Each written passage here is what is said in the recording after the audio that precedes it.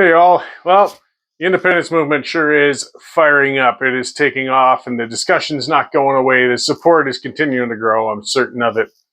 And even as we go into this summer slowdown, things are going to slow down, but it's going to pick up again in fall. We've got a referendum coming within a year.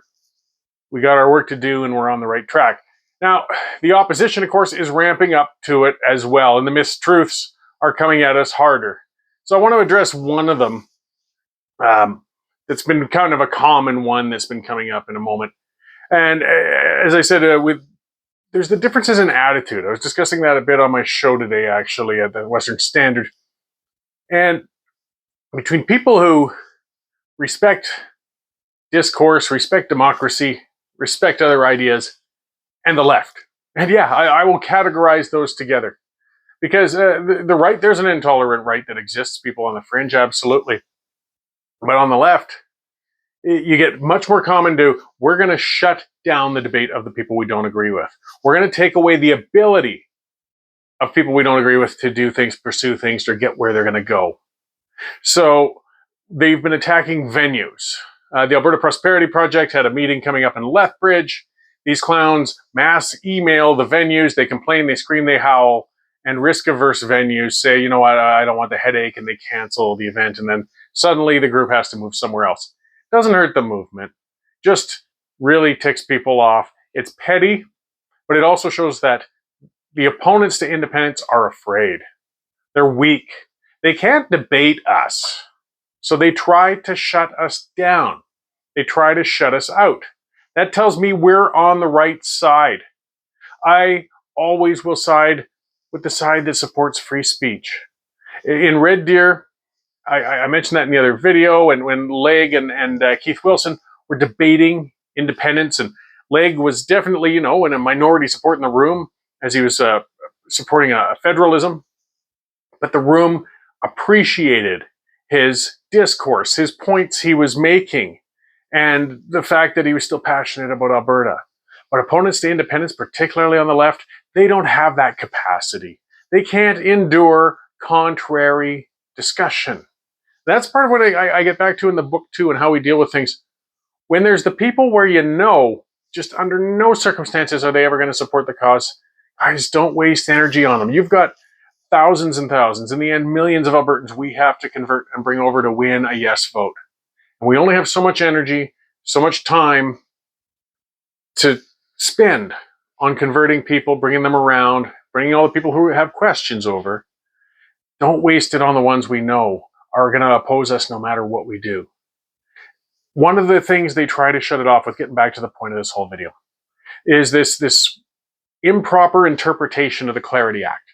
They say that independence is impossible because you would need constitutional amendment, and that takes, when you get onto the constitutional formula of like 7 provinces and a certain amount of the population and all that. That is a misinterpretation of what is in the Clarity Act. It's a cart before the horse thing. The referendum comes first. We're not asking their permission. The only permission needed are the people in the province voting on independence. That's it.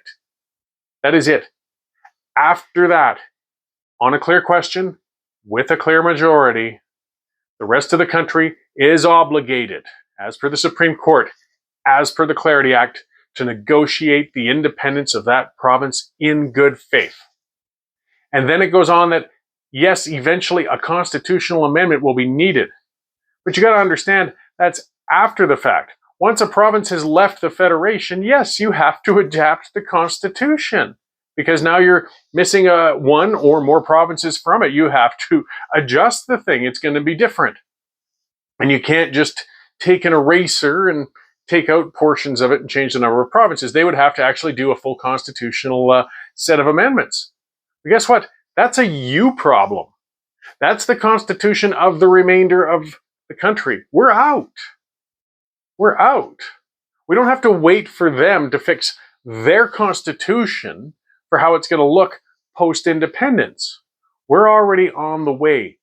If they try to change the order, how that works is you have to change the Constitution before you become independent. That's not negotiating in good faith. That's changing the rules after the fact.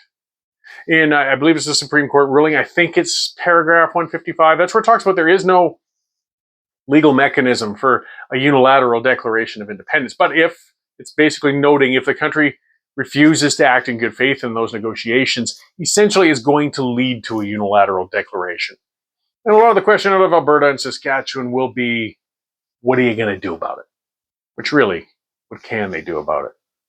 But we got to watch for those people who shut down the debate. That's where it's getting to now. And it's going to get harder. It's going to get worse. They're going to pull out the stops, but they keep trying to convince people that independence is impossible. And it's absolutely untrue. It's ironic. They've never told Quebec it's impossible. They just told them, please, please, please, please stay. With us, they're saying you're not allowed to go. And they're wrong.